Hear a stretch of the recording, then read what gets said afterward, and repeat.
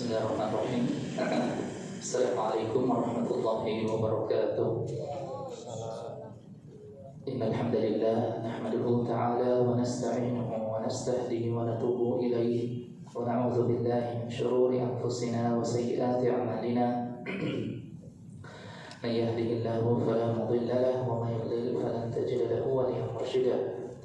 Asyhadu an la ilaha illallah wahdahu la syarika lahu wa asyhadu anna Muhammadan 'abduhu wa rasuluhu.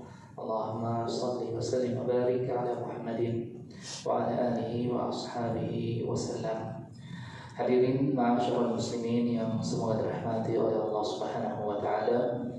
Pada kesempatan yang mulia ini kita dipertemukan kembali di dalam majelis ilmu ini, di dalam pembahasan atau kajian dari sirah nabawiyah, perjalanan hidup dari sang Nabi tercinta Muhammad alaihi assalatu wassalam, dan segala lika-liku kehidupan beliau yang penuh dengan pelajaran-pelajaran kehidupan yang hendaknya bagi seorang muslim tidak menjadi buta terhadap sosok yang akan memberikan syafaat pertolongan pada hari di mana setiap di antara kita mempertanggungjawabkan amalan-amalan kita di hadapan Allah, menjawab 4 pertanyaan Allah, dan tidak akan bergeser kedua kaki seorang hamba sampai ia mempertanggungjawabkan 4 perkara di hadapan Allah Subhanahu wa taala. Di dalam sebuah hadis Rasulullah SAW bersabda, "La tazulu qadama 'abdin yaumal qiyamati hatta yus'ala an arba'."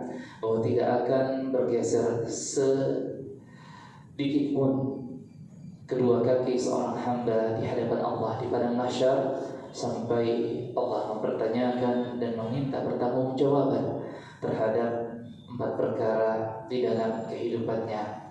An ilmihi fima fa'al, tentang ilmu pengetahuannya, kemana ia membawa ilmu pengetahuan tersebut. Apakah membuat ia bisa semakin khusyuk di dalam ibadah dan semakin takut kepada Allah, ataukah ilmunya justru menjadi bumerang untuk dirinya dan menjadi pemberat timbangan keburukannya karena ia mengetahui dan mempelajari ilmu tetapi tidak mengamalkan ilmu tersebut. Wa an malihi min aina iktasaba fima anfaqah, tentang hartanya di mana ia dapatkan harta tersebut. Apakah melalui jalan-jalan yang diridhai oleh Allah ataukah melalui jalan-jalan yang diharamkan. Wa fima anfaqah, dan kemana ia habiskan hartanya. Wa an jasadihi fima ablah, dan tentang tubuhnya, tentang anggota tubuhnya, kemana ia pakai dan bagaimana ia pergunakan anggota tubuh tersebut. Apakah ia menggunakan anggota tubuh tersebut di dalam beribadah kepada Allah ataukah tidak. Wa an umrihi fima afnah, dan tentang umurnya kemana ia habiskan. Dan pada saat itu di padang mahsyar, ketika setiap di antara manusia membutuhkan pertolongan dan setiap manusia datang kepada Nabi Adam alaihissalam meminta agar Allah menyegerakan hari pembalasan dan menyelesaikan yaumul hisab, hari pembalasan tersebut, dan menyegerakan agar orang-orang yang telah ditetapkan masuk ke dalam surga itu dimasukkan ke dalam surga, dan orang-orang yang ditetapkan untuk dimasukkan ke dalam neraka itu dimasukkan ke dalam neraka saja. Ya, daripada ketika menunggu dengan waktu yang tidak sebentar, pada waktu yang sangat lama dalam keadaan yang sangat menyakitkan. Mereka datang kepada Nabi Adam, dan kemudian Nabi Adam mengatakan, ya, ia tidak bisa memberikan pertolongan. Dan kemudian manusia-manusia datang kepada Nabi Ibrahim, ya, dan Nabi Ibrahim pun menjawab bahwasanya beliau tidak bisa memberikan pertolongan. Dan kemudian mereka datang kepada Nabi Musa, datang kepada Nabi Isa, dan kemudian datang kepada Rasulullah SAW. Yang pada saat itu Rasulullah memberikan syafaat yang dikenal dengan asy-syafa'atu al-'uzma, itu syafaat pertolongan yang terbesar yang Rasulullah SAW simpan untuk umatnya di akhirat kelak. Dengan mengenal sosok Nabi alaihi wassalam adalah membuat kita semakin dekat dan semakin mencintai sosok yang akan memberikan pertolongan tersebut di hari ketika tidak ada pertolongan kecuali atas seizin Allah Subhanahu wa taala. Hadirin ma'asyiral muslimin rahimakumullah. Kemudian kita melanjutkan pembahasan kita di dalam sirah nabawiyah ini. Yang sebelumnya kita telah membahas tentang dua fase dakwah Rasul kepada umatnya, kepada para penduduk Mekah pada saat itu, di mana beliau memulai dakwahnya dengan secara sembunyi-sembunyi dari rumah ke rumah. Beliau berpindah bersama dengan sahabat-sahabatnya sampai Allah Subhanahu wa taala menurunkan firman-Nya untuk menjadikan dakwah ini terbuka untuk umum, menjadikan dakwah ini tersampaikan kepada seluruh khalayak masyarakat pada saat itu, dan tidak lagi beliau berdakwah secara sembunyi-sembunyi. Ketika beliau menyampaikan dakwah itu secara terang-terangan, datanglah orang-orang kufar, orang-orang kafir Quraisy dan para pemimpin-pemimpinnya mencoba untuk menghalau dan menghalangi tersebarnya dakwah Rasulullah. Maka di antara cara mereka di dalam menghalangi dakwah Rasulullah tersebar, yang pertama di dalam kitab ini disebutkan adalah itharatu asyubuhat haula masdari Al-Quran Al-Karim, yaitu mereka menebarkan berita-berita kebohongan atau syubhat, berita-berita yang akan menimbulkan keraguan-raguan di dalam hati-hati manusia, berita bohong yang berkaitan dengan Al-Quran Al-Karim. Ya, karena mereka tahu bahwasanya Islam ini berasal dari sumber utamanya adalah Al-Quran Al-Karim. Kalau mereka menyerang sumber utamanya, maka niscaya orang-orang akan meragukan keabsahan dan kesahihan dari Al-Quran tersebut. Maka salah satu cara atau propaganda yang dilakukan oleh pemimpin-pemimpin Quraisy adalah mereka menyebarkan berita-berita kebohongan dan menuduh dengan tuduhan palsu terhadap Al-Quran Al-Karim tersebut.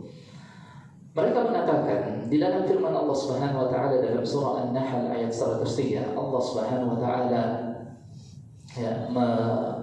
menyampaikan tentang perkataan mereka tentang Al-Quran, di mana mereka mengatakan sebelumnya mereka mengatakan tentang sosok yang menyampaikan Al-Quran itu, yaitu Rasulullah.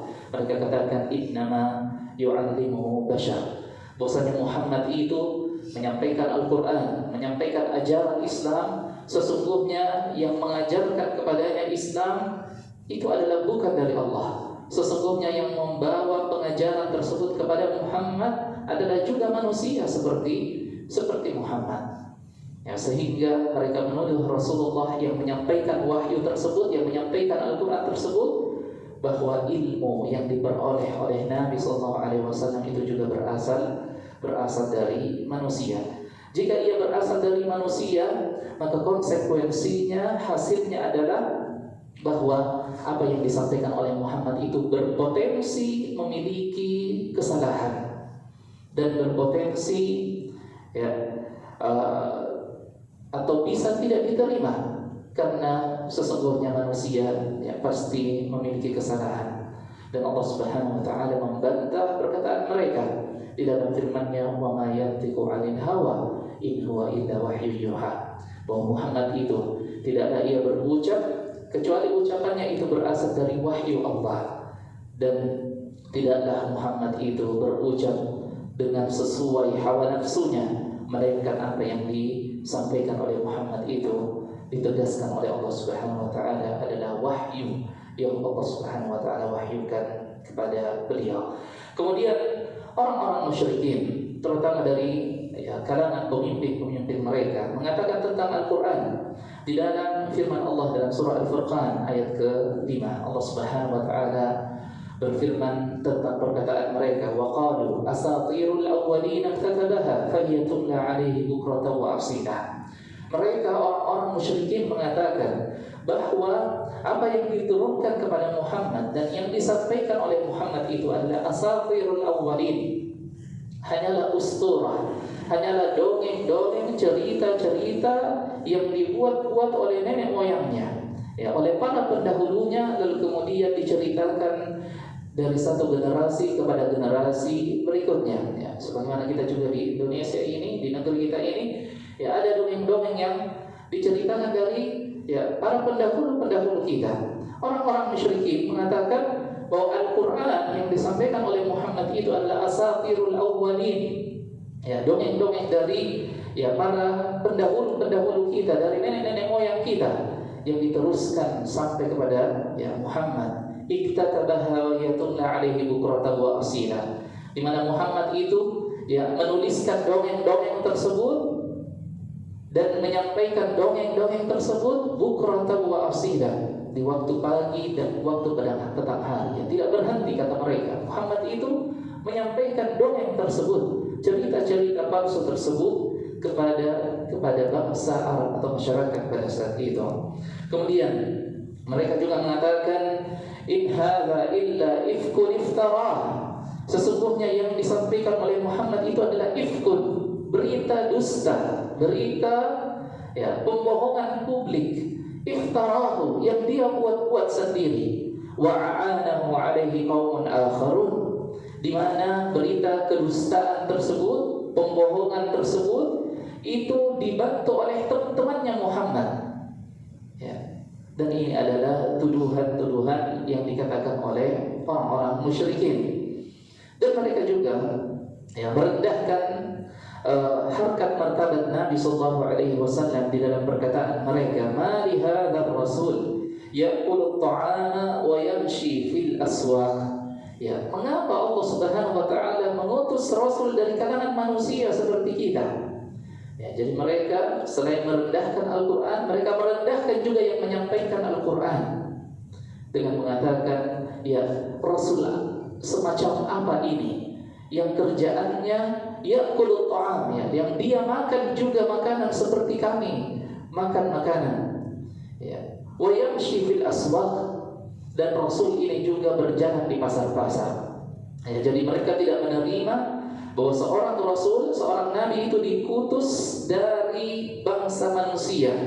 Keinginan mereka adalah Nabi dan Rasul itu diutus dari bangsa malaikat. Ya, dan mengapa Allah Subhanahu wa taala mengutus Nabi dan Rasul dari bangsa manusia, ya, dari sesama manusia? Ya, karena mereka akan berdakwah kepada manusia yang sejenisnya. Dan seorang Rasul dan Nabi itu memberikan contoh yang baik kepada umatnya, sehingga umatnya itu bisa mengambil contoh yang baik tersebut kepada atau dari Rasul tersebut. Adapun jika seandainya Nabi dan Rasul diutus dari kalangan malaikat, maka sungguh manusia tidak akan sanggup mengikuti jejak-jejak kebaikan dari para malaikat tersebut. Ya, karena malaikat tidak memiliki rasa keletihan, mereka tidak bisa capek di dalam beribadah, mereka tidak bisa terjatuh di dalam kesalahan, sehingga hal ini akan menyulitkan manusia ketika seorang Nabi dan Rasul diutus dari bangsa malaikat. Adapun Ibnu Ishaq, yaitu seorang cendekiawan, seorang ulama dalam sirah, ya, kalau sekiranya di dalam hadis kita memiliki seorang ulama yang bernama Imam Bukhari, Imam Muslim, di dalam tafsir kita memiliki ulama At-Tabari, Ibnu Katsir, dan lain sebagainya. Di dalam sirah kita memiliki ulama yang terkenal, yaitu Ibnu Ishaq dan Ibnu Hisham. Di dalam kitab Ibnu Ishaq, ya, sirah Ibnu Ishaq, beliau mengatakan, karena Rasulullah sallallahu alaihi wasallam kathiran ma yajlisu 'inda al-marwati ila mabi'ati gulamin nasraniyin yuqalu lahu Jabrun. Adalah Nabi sallallahu alaihi wasallam, beliau sering duduk di Marwah, ya, di samping Masjidil Haram. Ya, ada Safa, ada Marwah. Ya, beliau sering duduk di Marwah, di tempat di mana seorang pemuda Nasrani biasanya bermalam atau tidur di tempat tersebut. dan pemuda Nasrani ini bernama Jabar, ya, bernama Jabar. Dan pemuda Nasrani ini yang bernama Jabar ini adalah seorang budak dari Ibnu Hadrami, ya, ada seorang yang bernama Ibn Hadrami memiliki budak beragama Nasrani namanya adalah Jabar. Ya, pemuda ini biasanya bermalam atau beristirahat di Marwah. Dan Nabi SAW juga sedang duduk di Marwah atau di tempat tersebut.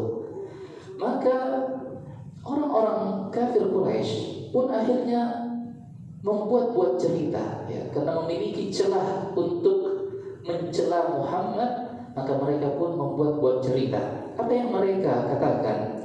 Mereka katakan, "Wallahi ma yu'allimu Muhammadan katsiran mimma ya'ti bihi illa Jabarun Nasrani." Oh, sesungguhnya demi Allah, ya, jadi orang-orang musyrikin juga bersumpah, demi Allah, sesungguhnya Muhammad itu apa yang ia sampaikan itu tiada lain karena dia belajar dari pemuda tersebut, yaitu pemuda yang bernama Jabar yang beragama Nasrani tersebut. Maka Allah Subhanahu wa taala menurunkan firman-Nya membantah perkataan dan propaganda mereka, di mana Allah Subhanahu wa taala berfirman, "Wa laqad na'lam annahum yaquluna innama yu'allimuhu bashar." Sesungguhnya kami mengetahui perkataan mereka di saat mereka mengucapkan sesungguhnya Muhammad itu yang mengajarkan kepadanya ilmu tersebut adalah basyarun, adalah seorang manusia. Manusia yang dimaksud adalah pemuda yang tadi, yaitu Jabar. Lisanul ladzi yulhiduna ilaihi a'jamiyyun wa hadza lisanun arabiyyun mubin. Ya, jadi Jabar ini, seorang pemuda Nasrani ini, ya, ia berbicara dengan bahasa yang bukan bahasa Arab. Maka Allah membantah perkataan orang-orang musyrikin dengan mengatakan lisanul ladzi yulhiduna ilaihi a'jami, bahwa mereka mengatakan yang mengajarkan Muhammad itu adalah pemuda Nasrani tersebut, yang pada hakikatnya pemuda Nasrani itu berbicara dengan bukan bahasa Arab. Wa hadza lisanun arabiyyun mubin, sedangkan yang disampaikan oleh Muhammad itu adalah berbahasa Arab. Ya. Jadi ada kontradiksi, ada, ya, ketidaksesuaian antara fakta dengan apa yang mereka ucapkan. Hadirin yang semua dirahmati oleh Allah Subhanahu wa taala. Salah satu di antara bentuk propaganda mereka, yaitu para pemimpin Quraisy dalam menghalangi dakwah Nabi sallallahu alaihi wasallam, adalah dengan membenturkan Al-Qur'an dengan cerita-cerita dari nenek moyang mereka. Ya, dari pendahulu mereka. Kalau tadi mereka menuduh Al-Quran sebagai cerita atau dongeng belaka, ya, cara yang kedua mereka membenturkan. Mereka ingin, ya, menyaingi Al-Quran dengan cerita-cerita dari pendahulu mereka. Ada seorang dari kalangan musyrikin yang amat dibenci oleh Nabi SAW, yang bernama An-Nadhr ibn Al-Harith, yaitu Nadhr bin Al-Harith. Ya, orang ini adalah salah satu dari petinggi Quraisy, dan permusuhannya kepada Islam sangatlah besar. Ya, ia sangat membenci Islam, sehingga Nabi SAW pada saat perang Badar, ya, Al-Harith An-Nadhr bin Al-Harith ini selamat pada saat perang Badar, ya, seorang kafir Quraisy, dia selamat. Dan kemudian, ya, dimasukkan ke dalam barisan tahanan. Di antara tahanan-tahanan tersebut ada yang dimana Nabi SAW memerintahkan untuk dieksekusi mati. Salah satu di antara tahanan tersebut yang dieksekusi mati adalah An-Nadhr ibn Al-Harith. Ya, ketika Nabi SAW ditanya, mengapa engkau membunuh tahanan tersebut? Padahal ia adalah tahanan, seorang tahanan. Maka Rasulullah SAW menyampaikan bahwasanya An-Nadhr ibn Al-Harith ini permusuhannya kepada Islam, ya, telah sampai kepada titik di mana ia telah melewati batas, ya, sehingga hukuman yang pantas untuk dirinya adalah dieksekusi. Maka An-Nadhr ibn Al-Harith ini Salah satu yang ia lakukan adalah ketika ia melihat Rasulullah SAW ya duduk bersama dengan sahabat-sahabatnya dan mengingatkan sahabat-sahabatnya tentang kebesaran Allah, mengingatkan kepada mereka tentang bagaimana Allah menghukum umat-umat terdahulu atas kekufuran dan keingkaran mereka. Ya, Rasulullah menciptakan suasana keimanan yang luar biasa bagi orang-orang yang hadir pada saat itu. Dari kejauhan, An-Nadhr ibn Al-Harith ini melihat ya, sebuah peluang untuk membantah dan menghentikan apa yang Nabi SAW lakukan. Maka setelah Rasulullah bangkit dari majelisnya, ia pun datang ke tempat tersebut, ya, ke tempat duduk tersebut, dan kemudian mengumpulkan orang-orang dan mengatakan kepada orang-orang tersebut, hendaklah atau maukah kalian aku ceritakan kepada kalian cerita yang jauh lebih bagus, cerita yang jauh lebih luar biasa dibandingkan dengan cerita dari Muhammad. Yang kata An-Nadhr ini, cerita ini aku dengarkan langsung ya, dan aku pelajari langsung dari sebuah tempat yang bernama Al-Hirah. Ya, sebuah tempat yang bernama Al-Hirah, di mana tempat ini ya menjadi sebuah tempat di mana cerita-cerita tentang raja-raja Persia dan raja-raja Romawi itu diceritakan di tempat tersebut. Ya, dan orang-orang sengaja datang di tempat itu untuk mendengarkan cerita-cerita tentang kerajaan atau raja-raja Persia dan raja-raja Romawi. Maka An-Nadhr mengatakan, maukah kalian mendengarkan cerita yang jauh lebih bagus daripada ceritanya Muhammad? Cerita ini berkisah tentang raja-raja Persia dan raja-raja Romawi yang aku langsung mendengarkannya dari asalnya, yaitu ya tempat atau daerah yang bernama Al-Hirah. Ya, maka ia pun menceritakan kisah tersebut kepada ya, orang-orang yang berada di tempat tersebut. Kemudian Allah Subhanahu wa taala ya, menurunkan firman-Nya yang membantah An-Nadhr ibn Al-Harith ini, di mana Allah Subhanahu wa taala mengatakan wailul likulli affakin athim, bahwa sungguh kecelakaan yang besar bagi setiap affakin athim, bagi setiap pendusta-pendusta dan pendosa-pendosa. Ya, jadi Allah Subhanahu wa taala menurunkan ayat ini untuk ya, menyampaikan kepada Rasulullah bahwasanya An-Nadhr ibn Al-Harith itu termasuk di antara affakin athim, ya, di antara orang-orang yang berdusta lagi ya berdosa. Yasma'u ayatillahi tutla alaihi, di mana ia mendengarkan ayat-ayat Allah disampaikan kepadanya. Thumma yusirru mustakbira ka'an lam yasma'ha, tetapi meskipun ia mendengarkan ayat-ayat Allah itu disampaikan kepadanya, ia tetap berada di dalam kesombongannya, ka'an lam yasma'ha, seolah-olah dia tidak mendengarkan Al-Quran tersebut. Fabashshirhu bi'adzabin alim, maka sampaikanlah kepadanya berita gembira bahwasanya ia akan mendapatkan azab yang amatlah pedih. Hadirin rahimakumullah, di antara bentuk penolakan mereka terhadap dakwah Nabi alaihi assalatu wassalam adalah dengan cara as-sukhriyah wal istihza' wal takdzib, adalah dengan cara mencela dan merendahkan kehormatan, mengolok-olok dan mendustakan apa yang disampaikan oleh Rasulullah sallallahu alaihi wasallam.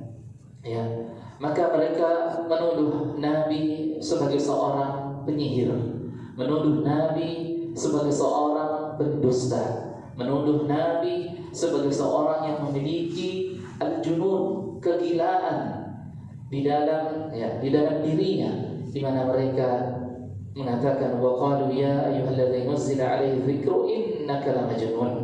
Ya, mereka mengatakan wahai engkau ya yang di mana diturunkan kepadamu peringatan. Siapa yang dimaksud? Rasulullah. Mereka mengatakan innaka lamajnun, sesungguhnya engkau wahai Muhammad adalah seorang yang gila. Dan mereka mengatakan wa'ajibu ajja'ahum munzirun minhum wa qala al-kafiruna hadza sahirun kadzdzab.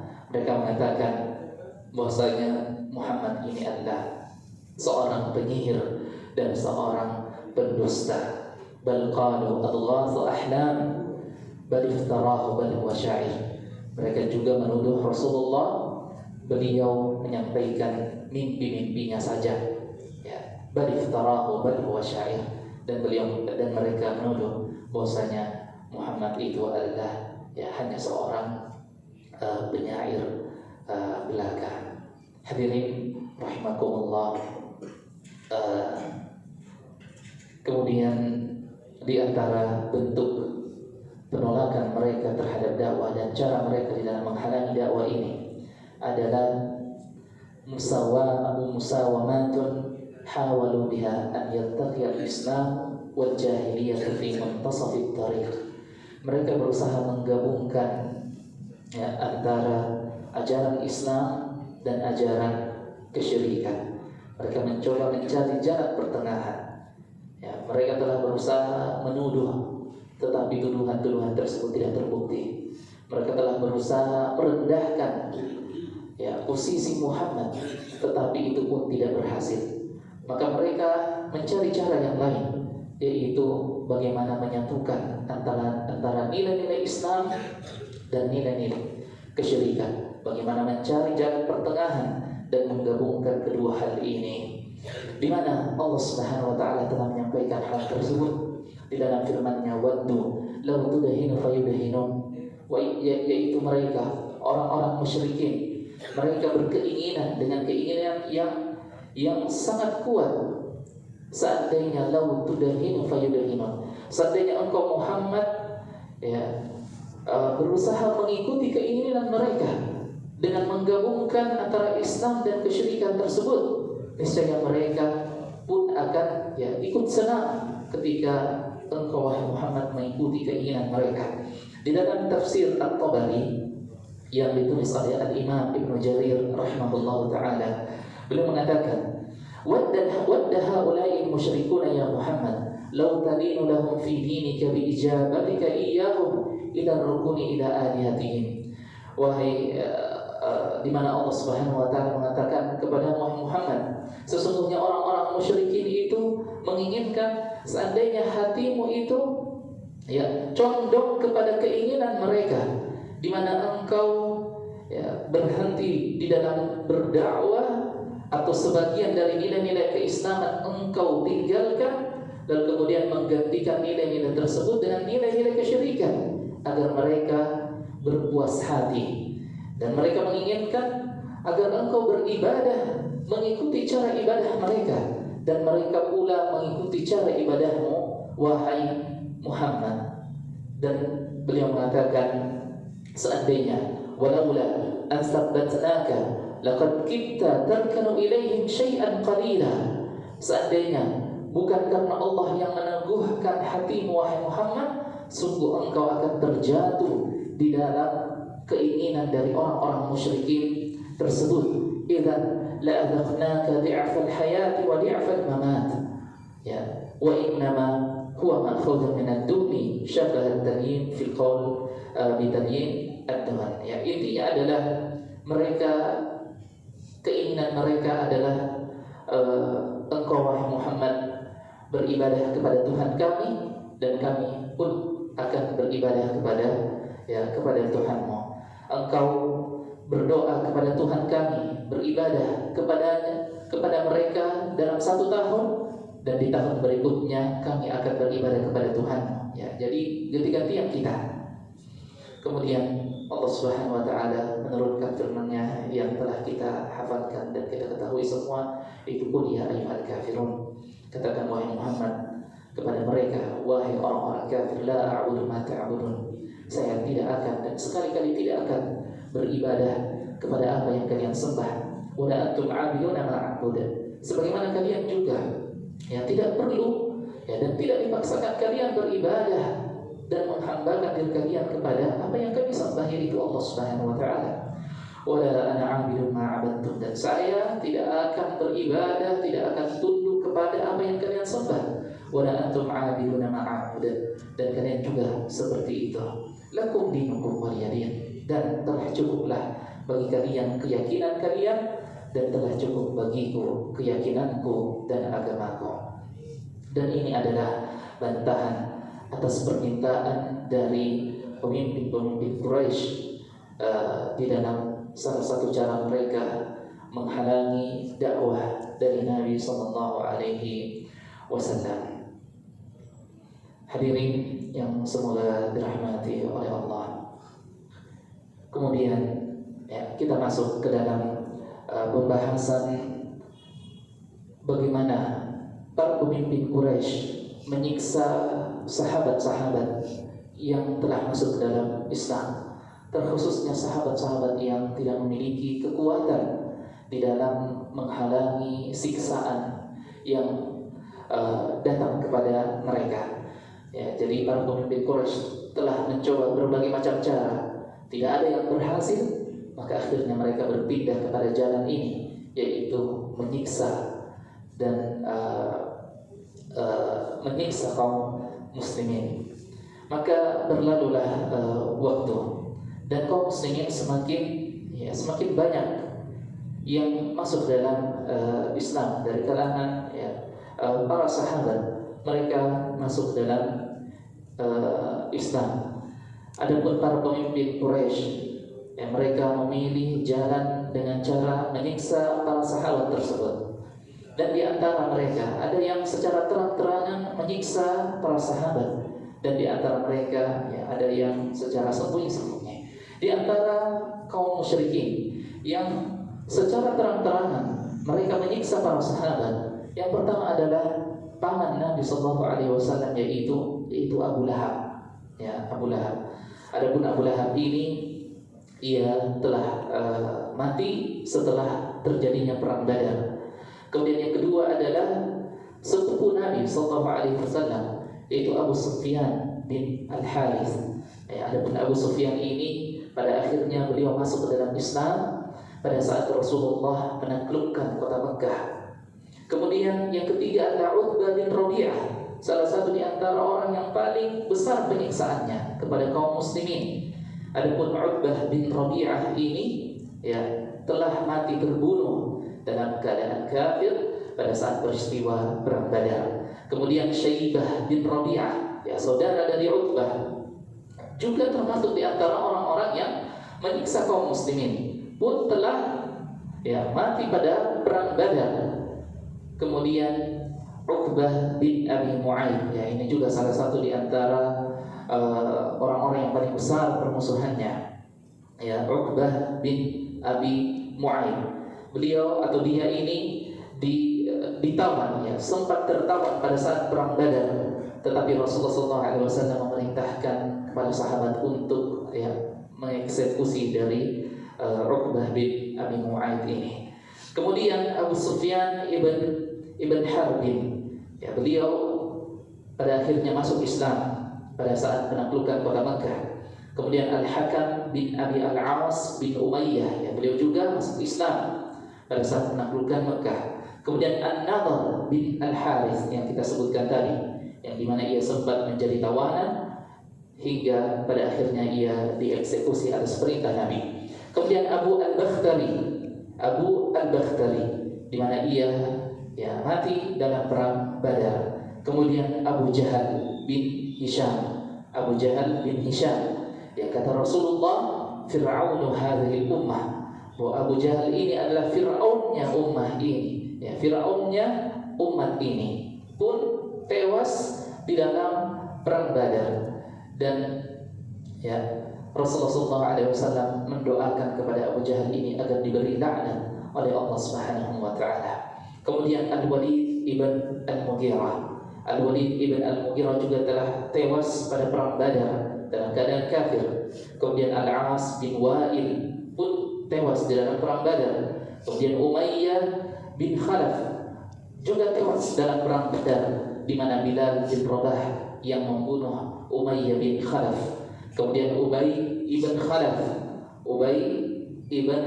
Khalaf, di mana Nabi SAW membunuhnya di dalam perang Uhud. ya, dan dia menjadi seorang yang satu-satunya dibunuh oleh Nabi Sallallahu Alaihi Wasallam di dalam sejarah peperangan Nabi Alaihi Assalatu Wassalam, yaitu Ubay bin Khalaf.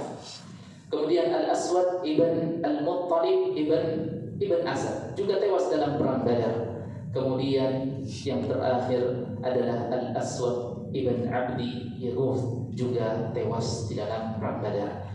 Ya, memang ya. Jadi pemimpin musyrikin itu kebanyakan dari mereka, atau bahkan ya hampir dikatakan semuanya, ya kecuali Abu Sufyan, ini tewas di dalam perang Badar. Dan Nabi SAW telah menyampaikan kepada para sahabat, ya, sebelum terjadinya perang Badar, sehari sebelum pecahnya perang Badar, Nabi SAW bersama dengan para sahabat atau beberapa di antara sahabat, ya, di depan mereka Nabi menunjuk beberapa tempat, ya, di dalam lapangan Badar tersebut atau padang Badar tersebut. Ya, Badar itu nama tempat. Ya, Rasulullah menunjuk sambil beliau mengatakan hadza maqtal Abu Jahal. Ya, tempat itu ya adalah tempat terbunuhnya Abu Jahal. Tempat itu adalah tempat terbunuhnya Umayyah. Tempat itu adalah tempat terbunuhnya si ini dan si itu. Ya, Rasulullah telah menunjuk tempatnya. Dan kata para sahabat, ya, setelah terjadinya perang Badar dan kaum musyrikin telah lari, mereka mengatakan bahwa sungguh-sungguh kami menyaksikan bahwa tempat yang ditunjuk oleh Nabi SAW itu adalah benar, bahwasanya nama-nama yang beliau sebutkan itu tewas di tempat tersebut. Dan itulah 16 para pemimpin Quraisy yang secara masif menyiksa kaum muslimin dan secara terang-terangan menyiksa kaum muslimin, menunjukkan permusuhan mereka terhadap Islam. Bagaimana bentuk-bentuk penyiksaan mereka kepada kaum muslimin? Maka disebutkan dalam riwayat Imam Ahmad dan Imam Ibnu Majah dengan sanad yang hasan, yang diriwayatkan oleh sahabat yang mulia Abdullah bin Mas'ud radhiyallahu anhu. Beliau mengatakan, yaitu Abdullah bin Mas'ud mengatakan, "Kana awwala man azhara islamahu sab'ah." Bahwa ada 7 orang yang paling pertama menampakkan keislaman mereka. Yang masuk Islam banyak, tetapi ada 7 orang, kata beliau, yang secara terang-terangan menampakkan keislamannya. Siapa mereka? Yaitu Rasulullah yang pertama, kemudian Abu Bakar, kemudian Ammar, kemudian ibu dari Ammar yang bernama Sumayyah, kemudian Suhaib, kemudian Bilal, kemudian Miqdad. Ya, semua ini yang disebutkan hanya 2 orang yang punya kekuatan untuk melindungi dirinya. Abu Bakar memiliki kekuatan dari kaumnya, dari keluarganya. Rasulullah memiliki kekuatan dari pamannya. Adapun yang tersisa Ammar, ibunya itu Sumayyah, Suhaib, Bilal, Miqdad, ini semua adalah dari kalangan budak atau mantan budak, sehingga tidak ada yang melindungi mereka. Maka kata Abdullah bin Mas'ud, "Fa'amma Rasulullah famana'ahu Allah azza wa jalla bi'ammihi Abi Thalib." Adapun Rasulullah, Allah Subhanahu wa taala melindunginya melalui wasilah dari pamannya, yaitu Abu Thalib. Wa amma Abu Bakar famana'ahu Allah taala biqaumihi. Adapun Abu Bakar ini Allah melindunginya dari siksaan kaum Quraisy melalui wasilah atau perantara kaumnya. Adapun yang tersisa, bagaimana keadaan mereka?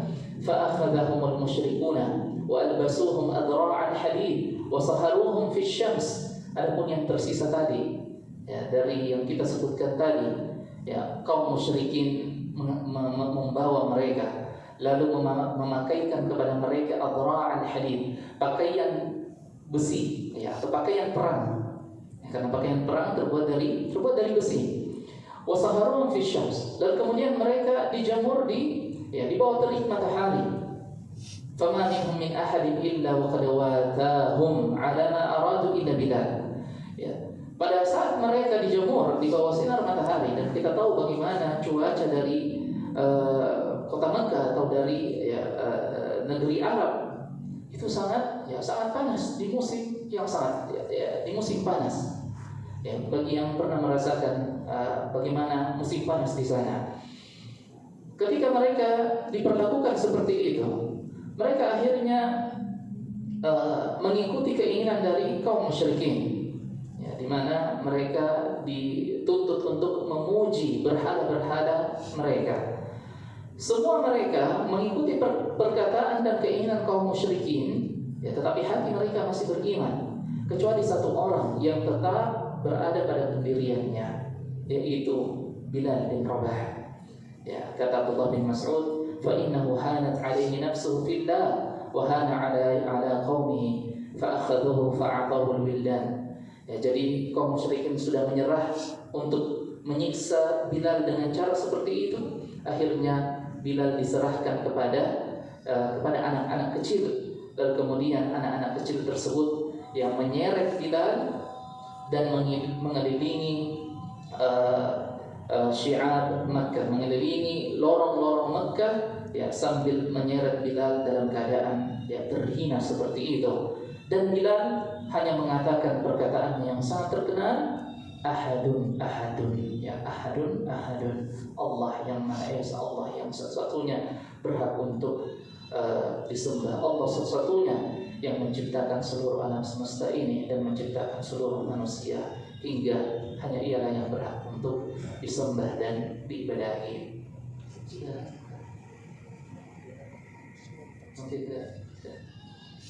Iya, sedikit lagi. Ya, itu tadi adalah secara umum. Maka kita masuk secara spesifiknya. Ya, disebutkan sahabat-sahabatnya dan bagaimana mereka disiksa.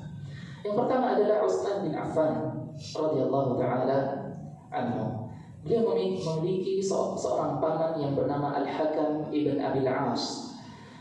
Ketika ia mengetahui bahwasanya Utsman bin Affan ini masuk dalam Islam, maka ia menangkap Utsman, lalu kemudian mengikatnya, lalu kemudian mengatakan kepadanya, atarghabu an millati abika ila dinin muhdats?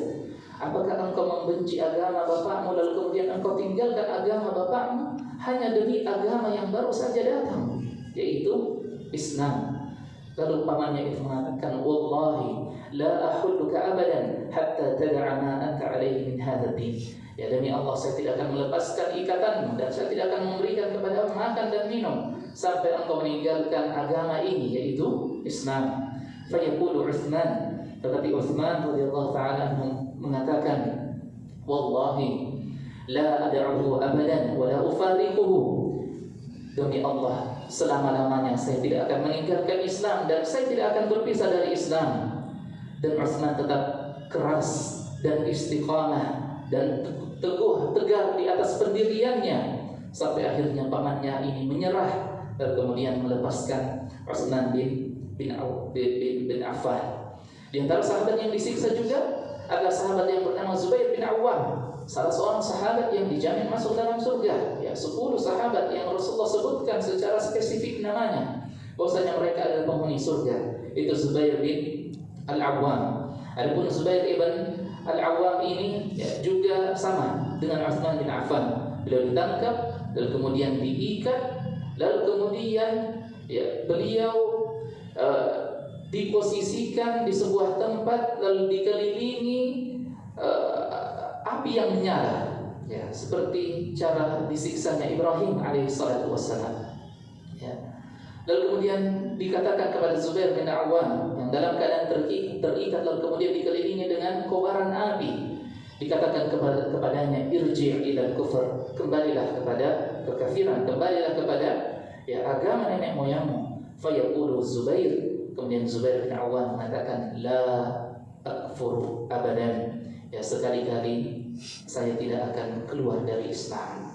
Kemudian yang terakhir adalah seorang wanita yang bernama Zinnirah, di mana wanita ini disiksa dengan siksaan yang sampai membuat ia buta.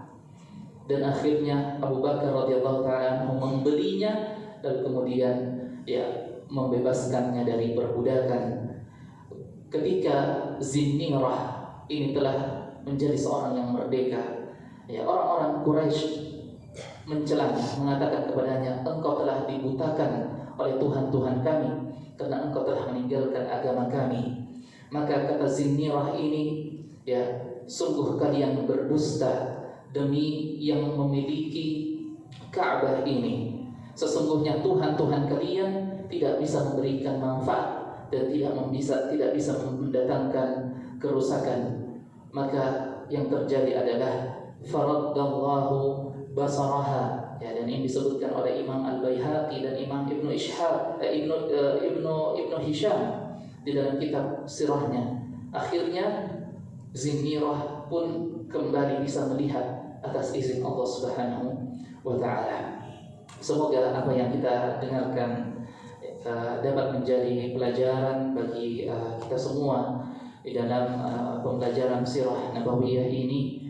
Dan seperti biasa saya minta izin untuk melanjutkan kegiatan setelah ini di kampus bersama dengan adik-adik mahasiswa kita di sana, dan saya harus belajar di sana. Semoga bermanfaat. Kurang dan lebihnya mohon dimaafkan. Wassallallahu ala nabiyina Muhammadin wa ala alihi wasallam wa akhiru da'wana alhamdulillahi rabbil alamin. Assalamualaikum warahmatullahi wabarakatuh.